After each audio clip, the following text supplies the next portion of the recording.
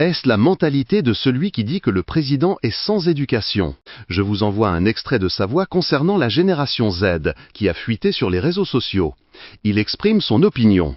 Tsy hainjo zao ve no mahazo ny lisany vodiny am'izao tontolo zao Madagasikara farany ambany indrindra de tretry ny lisany fa fanoloana ny saint Christien no vahaolana mba misaina lesy na ny ray vola tany ray lesany na ny ray vola tany ray lesany de mitady ina moa zany issue de secours ny Andry Rajoelina omeny lesany arabe Andry Rajoelina hijanona amin'ny toerany sy hiverina amin'ny toerany zay ny zavatra ataony lisany io ka raha olona mandray vola olona maloto ohatry ny lisany za tsy miaraka amin'ny lisany tsy miaraka amin'iza fa ohatra hoe hevitry ny zeny rehetrrehetra zany anao négociation amin'ny Andry Rajoelina de za koto la maitsoambo tena tsy raharahan'ny Madagasikara tsony fa de ataovy zay ataony lisany matanty lisany am'izay fiainana mahazo ny lisany zao matanty lisany tsisy avenir zao matanty lisany tsisy jiso rano am'izao 21e siècle zao de toizy ny lisany fa ny ana akatoko ny pejy za tsy asa aloha tsy vadika todo am'izay Madagasikara tsony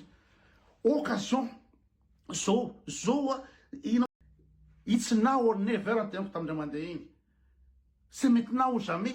C'est comme ces enfants dont les demandes ou les désirs ne sont pas satisfaits, ils deviennent arrogants et n'écoutent plus. Ils se considèrent peut-être comme le centre de l'intérêt public. C'est un enfant ignorant, inculte et arrogant.